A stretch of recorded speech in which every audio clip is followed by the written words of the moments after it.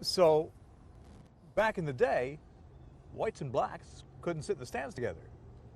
You're right about that. Well, they couldn't even buy their tickets together. They had a special booth for them to buy their tickets, come up the stairs, make a hard right, and go over here where currently there's the batter's box, but that used to be the bleachers for the blacks.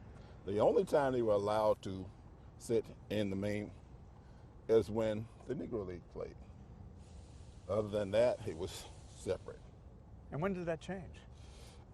Shortly after the color line was reintegrated by Jackie Robinson.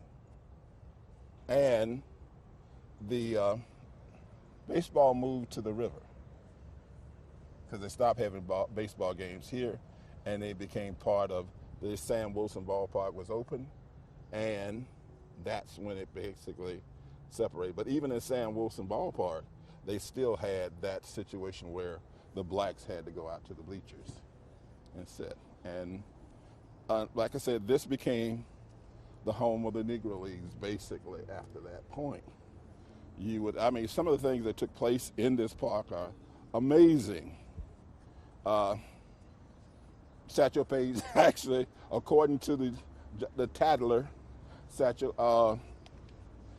Paige was an incredible athlete, former Negro League player. Mr. Hare said he thought he had hit a home run off of Satchel Paige, and then he got halfway to first base. Then he realized what he had done. Then he begged and pleaded that nobody would tell Satchel Paige who he was, because he realized if the ball goes out of the park, he had 3 more times at bat, and he knew Satchel Paige would put a 100-mile-an-hour fastball at his ear, because he was a very proud man. So the ball, where it used to be, where the scoreboard is now, the new scoreboard, it used to be a huge green monster there. And the guy would climb inside and change the scores and everything like that. Manually, nothing electronic like today. No, it was manual. And he said it hit the fence and bounced back into the field. And by the time he got to third base, he had stopped. He was so grateful that the ball did not go out of the park, because Satchel never took his eye off of him. The entire time he ran around the bases, Satchel just kept staring at him, and he kept asking everybody, what was that kid's name? Because he knew he had 3 more times at bat. And we had the greatest baseball pitcher that ever stood on a mound already ticked off with him. Wow. So he knew what was going to happen. So they played he got up there the next inning. Then he said, I'm not feeling well. So the coach took him out and put another player in. I want you to take me back in time. Okay. Personal story here, because I know that your uncle actually brought you to this ballpark many years ago. So take me back to that day when you could smell the turf and you could hear the crowd and you walked through that gate. Well, what was so fascinating about that particular day, because the Jacksonville Colts, which my uncle was one of the pitchers, played the Indianapolis Clowns. And it was like, okay, I didn't know who the Indianapolis Clowns were. Well, basically, they were the Harlem Globetrotters of baseball of that time. So when the game started, this guy came out to the mound, had to be 6'6", and he had a top hat on, which made him over 7 foot tall. And he had this glove that drove all the way, was on the ground. So I said, I'm sitting there looking, and when he got in his pitcher's position, he pulled the glove up, and there was a 3 foot tall baseball player under it. And that was when my introduction to the Indianapolis Clowns. They were fantastic ball players. They were one heck of a group of athletes. But the game was good. They won. But we stayed here 2.5 hours after the game watching the show. They put on quite an act. And they had a first baseman who caught, and he sat in 2 chairs at all times. The little guy actually played, and my uncle could not strike him out because the strike zone was so short, because he was only 3'11". He was not even 4 foot tall. So that type of thing was very interesting. And like I said, after the game was over, we had realized we had been here for 4.5 hours. They were fantastic. And that's a chapter of black baseball, black culture, Jacksonville culture Yes. that people need to know about. It was like I said, the Indianapolis Clowns were a fantastic group. As the president of the Durkeeville Historical Society, the society was adopted by the Indianapolis Clown. So we normally have a fish fry on the fourth Saturday of every month. They all came to town. It was amazing. The crowd that they can still draw. And Crazy Boy Williams, he was the relief pitcher for Satchel Paige. And he was there, and all he talked about was Satch this, Satch this, Satch that, and he was talking about. He said, but the team that they really was, the person they really was interested in was, due to Satchel Paige, they had a diesel engine. So Satch said, always sit up front. Away, I would sit to the back away from that diesel. So he would sit back there and talk to him for a long time. Wow. What a great story. Let's go sit up in the stands. I Sure. got a couple more questions for you. I'll just walk up. Does it bring back memories to you to just walk on this field and think of the history? Well, what brings a lot to the field is the transition of the field. We went from Bars Field, Durkee Field, Watch yourself, Joe. watch yourself there, to now JP Small Ballpark. It has been renovated 3 times to bring it to this point. When you look at baseball history, there are some amazing names that have played on this field. Give me a list. Give you a list. I mean, history, like I said, Babe Ruth, Satchel Paige, Hank Aaron, and Ty Cobbs. There are quite a few that has played on this field. So you have a list.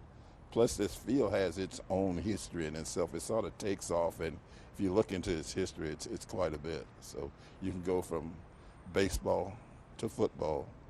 Even Jesse Owens, according to the Tattler, raced a horse out here. So this field has an interesting background. And there was a time that you and I couldn't sit in these stands together. Not together, no. Not together. I would be out in the bleachers. I mean, out there under the where the pitcher's box is now, and you would be able to sit here. I would not be. Now, if the Negro League was playing here, then it'd be something totally different. I'll be able to sit in the bleachers. When you look at the passage of time, when you look at how far we think we've come when it comes to race relations, to use a baseball metaphor, we haven't hit a home run. No, we haven't. We have a long way to go. When you look... Oh. Okay. Yeah, I'll ask him again. When you look at the history of race relations in Jacksonville, and you go from the establishment of the Negro Leagues, when the teams played here, to 1953 when Hank Aaron was here, and the team was integrated, and there were 3 Negro baseball players, because Yes. that's what they were called back then. Yeah. And you come to today. To use a baseball metaphor, you can't say we've hit a home run. Well, we haven't made it to the outfield yet. We have not made it to the outfield yet. We have a long way to go. But at least the fact that we are looking in that direction makes a difference. For example, at the Super Bowl, they played Lift Every Voice and Sing by Alicia Keys.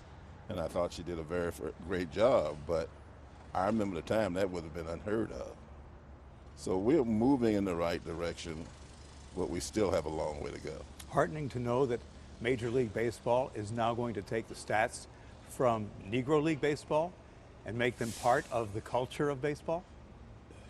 It means I have a negative and a positive pushback on that because, for example, some of the we were not good at keeping records. So some of like Josh Gibson was noted to hit 926 home runs. The records say he only hit 140. So that's one thing I have a pushback about. But I am glad that they have finally been recognized. And for some that are still alive, that means they might be able to get a pension. So we have a long way. I'm very proud that it did happen, but I do have some pushback against it. I look out on the field, and I can see back in time. I can smell the turf, and I can hear the sounds of baseball. And I can feel the black culture, the baseball culture, the Jacksonville culture. But I feel like it's the culture for all of us that we have to embrace. We do need to embrace all cultures, not just one. Unfortunately, we still, like I said earlier, we have a ways to go. But hopefully it won't take forever to get there. How do we make people understand that? That I don't understand. I don't know. If I had that answer, I would be passing it out daily. Can we use the great American pastime to do that? Yes, it can be. It can be. It can be used. But I think all athletics organizations and groups should help push it through, not just baseball. Let's not put that on baseball's shoulder. But baseball opened the door. Oh yeah, it opened the door. But like I said, let's not put it all on baseball's shoulder. But we can put it on baseball's shoulder, open the door, maybe in a little bit further. Yes, we can. Yes, I agree with that. I agree with that. But like I said, let's not put it all on baseball's shoulder.